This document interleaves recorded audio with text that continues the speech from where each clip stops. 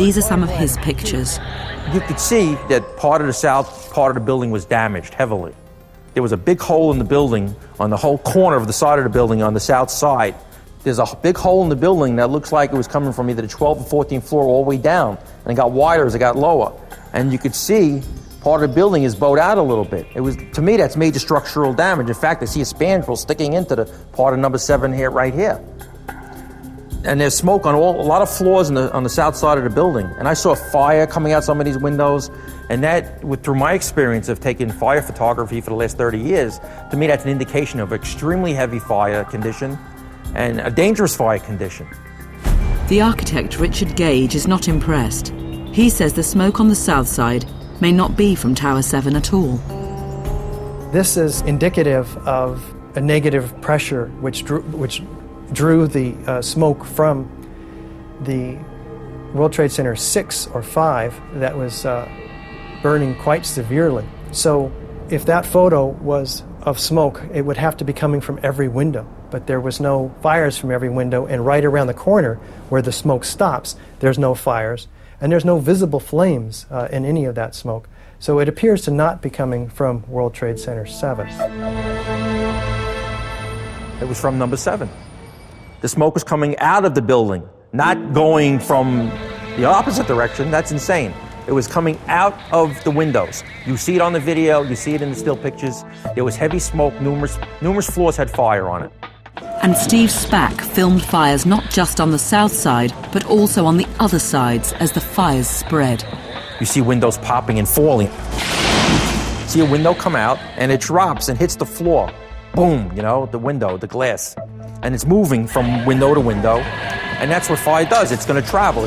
It was windy that day. I'm sure that fed the fire, that, you know, the oxygen got in there, and that fire just took off. Another fireman who was there that day is clear about what he witnessed. We saw the fire and the smoke on the south side of Building 7. A lot of damage,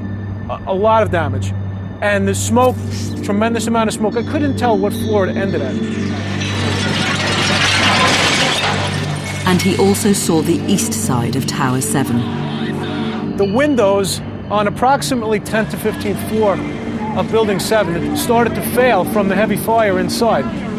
We looked at it and said, there's so much fire in this building, nobody's going to put this fire out. Then after being told there was nothing more they could do to save Building 7, he walked away and witnessed its collapse. We heard it sounded like a jet engine, and we looked over the buildings, you could see the top of Building 7, and it just started to shake and then just disappeared down. And it was down in about 7 or 8 or 9 seconds. It was just gone. I saw the fire, I saw the damage, and that was good enough for me. I never heard any charges, I never heard any sequence of explosions, timed explosions. And I never heard anyone talk about that until a long time later. In the last few years, the scale of the alleged conspiracy has grown and grown. Not just the government and foreign intelligence, but police, fire service, and even the media. Now, more on the latest building collapse in New York. You might have heard. Where did CNN and BBC get their information, especially considering the building was still standing directly behind their reporters?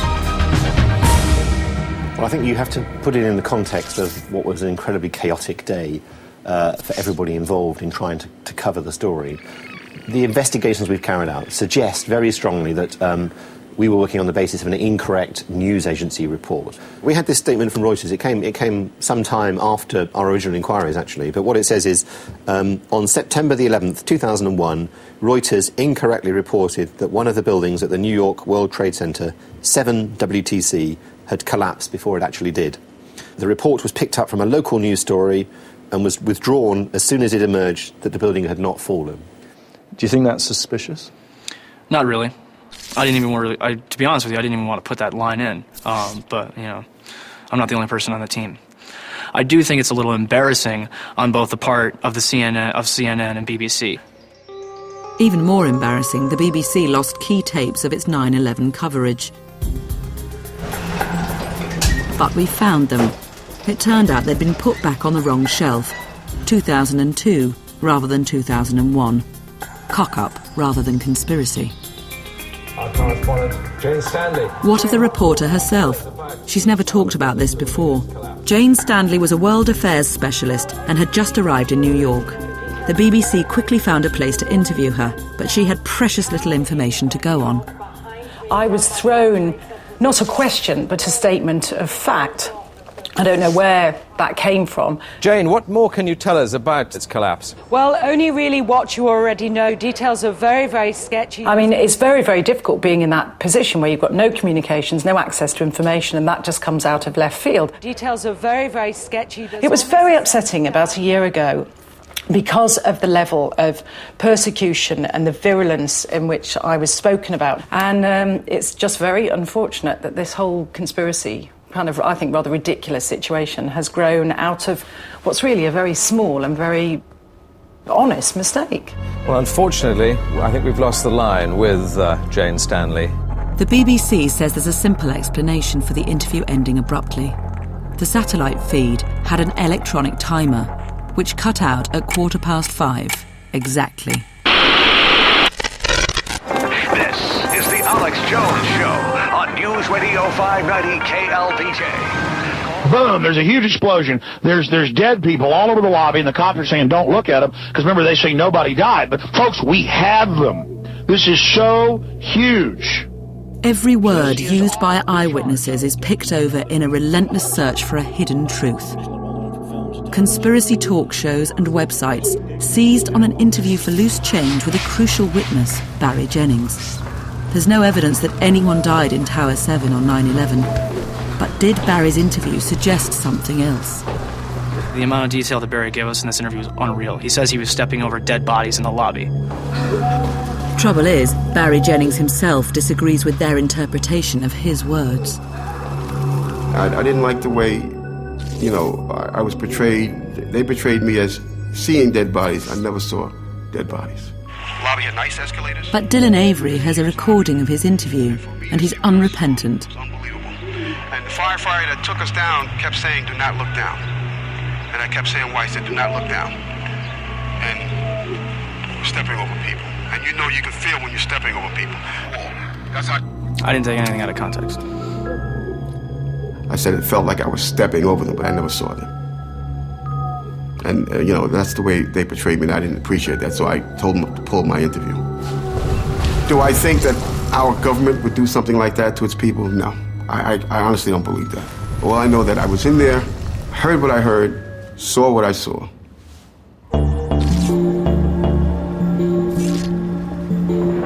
In New England, the claims of the mysterious melted steel from Tower 7 has been unravelled.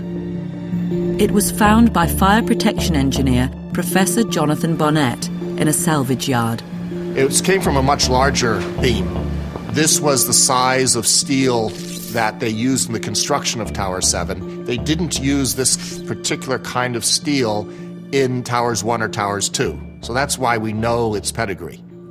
It was a surprise to me because it was so eroded and deformed, and so we took it for analysis in the lab.